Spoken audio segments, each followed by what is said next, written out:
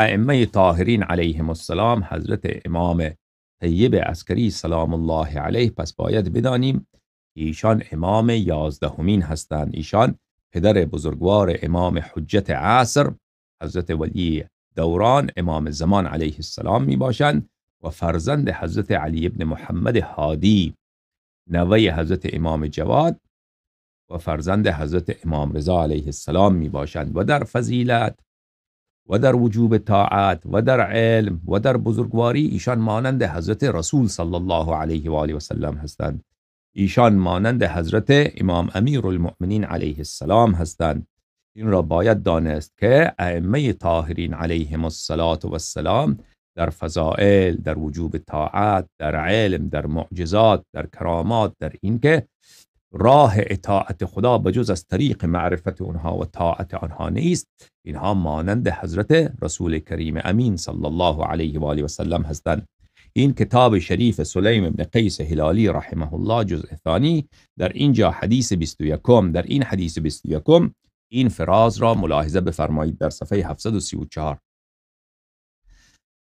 ابو سعید خدری رضی الله عنه میگوید که رسول الله صلی الله علیه و آله و سلم یک روز نگاه کردند که هر دو نور دیده ایشان حضرت امام حسن و امام حسین علیهم السلام دارند می آیند. فرمودن هذانه والله سیدا شباب اهل الجنه، و خدا قسم این دو نوجوان، این دو فرزند من، و خدا قسم اینها دو سرور و دو سالار جوانان اهل بهشت هستند. و ابوهما خیر منهما، اما پدر بزرگوارشان شاه مردان علیه السلام بهتر و بالا مرتبه تر هستند. ان خیر الناس عندي و احبهم الی، بهترین مردم نزد من و محبوب ترین آنها نزد من، و اکرمهم علی و گرامی ترین آنها نزد من ابوکما ثم امکما، اول پدر شما دوتا یعنی حضرت امام علی علیه السلام و بعد از ایشان حضرت فاطمه الزهرا سلام الله علیها. وليس عند الله احد افضل مني واخي ووزيري وخليفتي في امتي وولي كل مؤمن بعدي علي بن ابي طالب علیه السلام. و نزد خداوند متعال هیچ کسی افضل نیست، بالا مرتبه تر نیست از برادر من، از من و برادر من، و اون کسی که مشکل گشای من است، جانشین من در امت من است، و آن کسی که پادشاه هر مؤمن و سرپرست هر مؤمن بعد از من است، علی ابن ابی طالب علیه السلام. ما دوتا از همه افضل هستیم. الا ان اخی و خلیلی و وزیری و صفی و خلیفتی من بعدی و ولی کل مؤمن و مؤمنه بعدی علی ابن ابی طالب علیه السلام. فرمودن ای مسلمان ها بدانید که برادر من، حبیب من، جانشین من، مشکل گشای من، برگزیده من و سرپرست هر مؤمن بعد از من کسی دیگر نیست. سراغ ابوبکر نرید، سراغ عمر نرید، سراغ عثمان نرید، معاویه، کسی دیگر نروید. فقط و فقط آن کس کیست؟ امیر المؤمنین علی علیه السلام. فاذا هلك فابن الحسن من بعده، هنگامی که امام علی علیه السلام شهید بشوند، فرزند من امام حسن مجتبی علیه السلام بعد از ایشان سرپرست و امام و پیشوا هست. فاذا هلك فابن الحسین علیه السلام من بعد، و وقت امام حسن علیه السلام شهید بشوند بعد از ایشان، نور دو دیدگان من حضرت امام حسین علیه السلام بعد از ایشان امام است. ثم الائمه التسعه من عقب الحسین، بعد از امام حسین علیه السلام 9 امام می آیند. 8 امام نه، 7 امام نه، 10 امام نه، 11 12 نه. بعد از امام حسین علیه السلام 9 امام فقط. اونها از پشت امام حسین علیه السلام هستند، از نسل امام حسین علیه السلام هستند. هم الهدات المهتدون، این ائمه طاهرین علیهم السلام بعد از امام حسین علیه السلام که 8مین آنها حضرت امام عسکری علیه السلام هستند. ایشان هادیان هستند، ایشان راهنمایان هستند، مهتدون، که اینها به هدایت الهی، به امر الهی، با آن فرمان الهی، با عصمت الهی مردم را هدایت میکنند.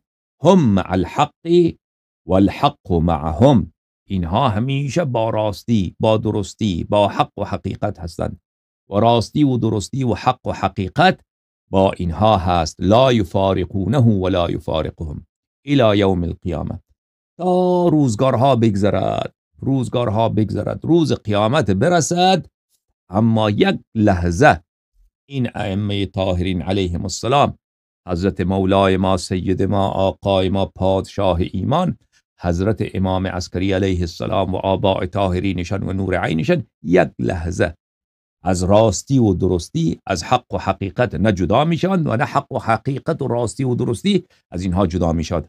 هم ذر الارض الذین تسکن الیهم الارض، اینها لنگر زمین هستند، اینها سنگینی زمین هستند که زمین به این لنگر اینها و سنگینی اینها پابرجاست و برکت اینها زمین هست.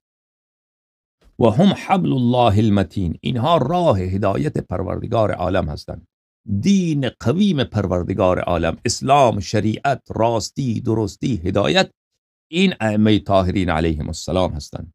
حبل الله المتین، ریسمان محکم الهی، یعنی دین خدا، یعنی راه هدایت، یعنی سبیل و راه حقیقت، اون منهج و اون راه و اون طرز فکر، طرز زندگی که آدم اگر به آن برود به حقیقت برسد، خدا از آدم راضی بشود، آدم بهشت برود، اینها هستند.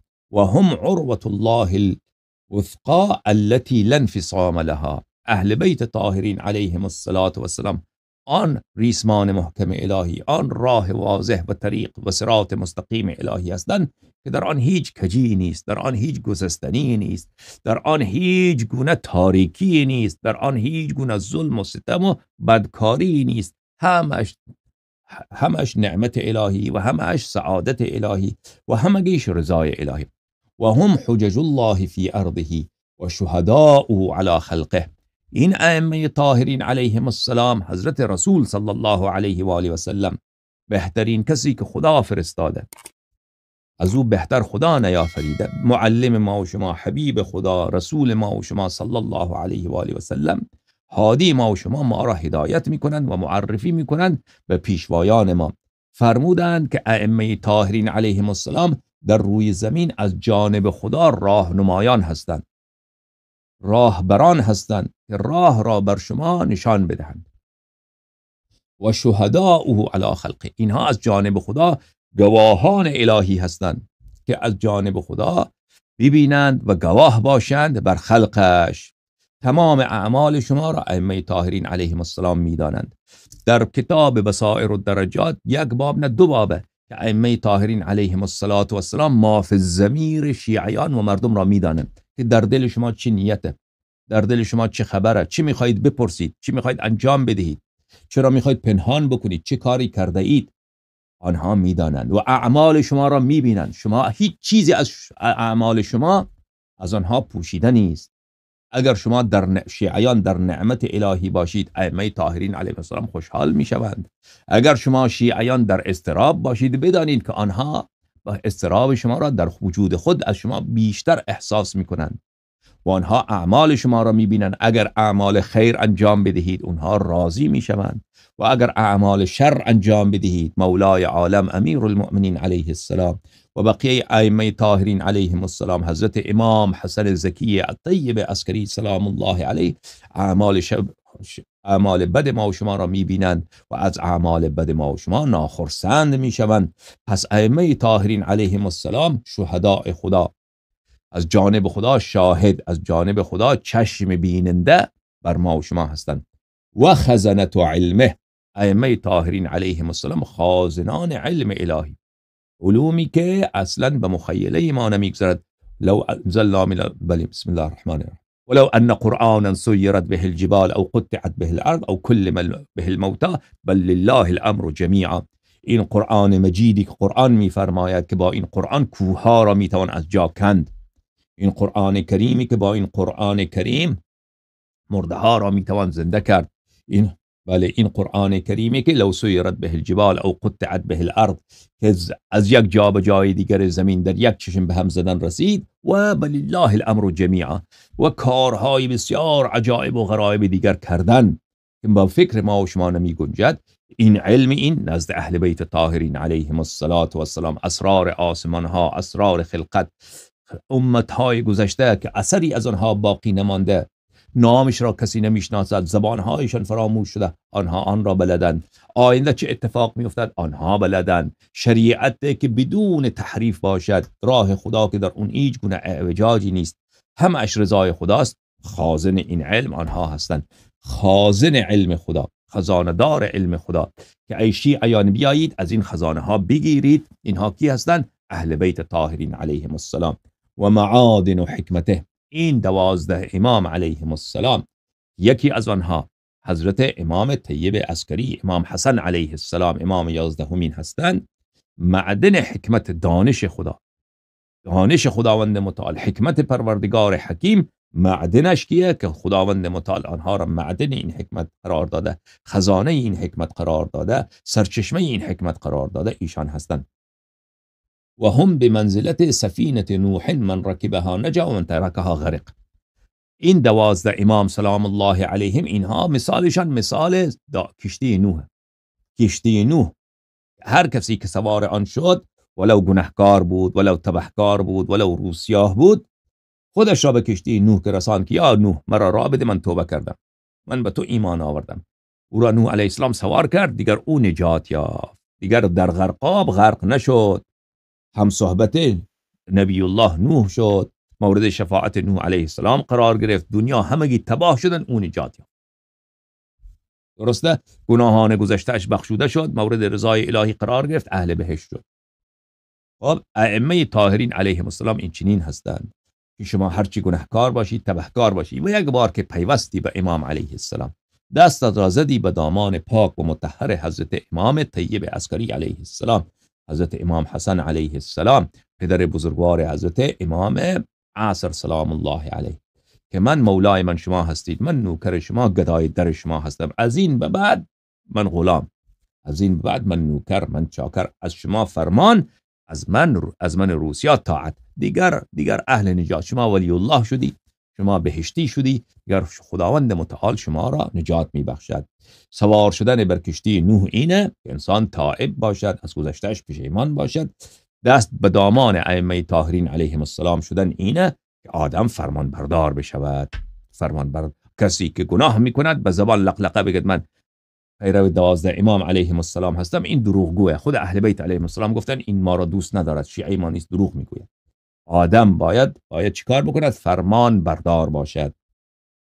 و هم بمنزلت باب حتت فی بنی اسرائیل، من دخله کان مؤمنا و من خرج منه کان کافرا.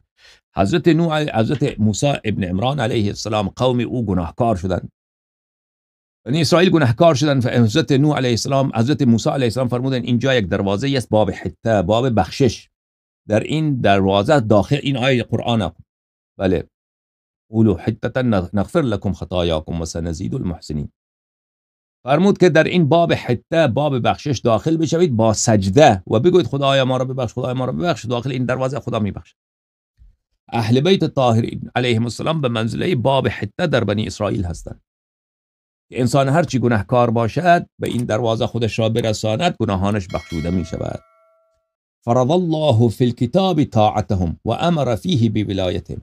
خداوند متعال در فرقان حمید قرآن مجید فرمان برداری و طاعت از اهل بیت علیهم السلام، از 12 امام علیهم السلام را واجب گردانیده و امر کرده که اونها را ولی خود بدانید، اونها را فرمان روای خود بدانید و نسبت به اونها جان نثار باشید، فداکار باشید، قربان بشوید نسبت به اونها. من اطاعهم اطاع الله و من عصاهم عصى الله. خلاصه کلام حضرت نبی کریم صلی الله علیه و آله و سلم میفرمایند هر کسی که فرمان برداری کند از اوصیاء طاهرین من، از 12 امام علیهم السلام، دین خدا همینه، طاعت خدا همینه. و هر کسی نافرمانی کند، کفر همینه، نافرمانی پروردگار عالم، نافرمانی ائمه طاهرین علیهم السلام.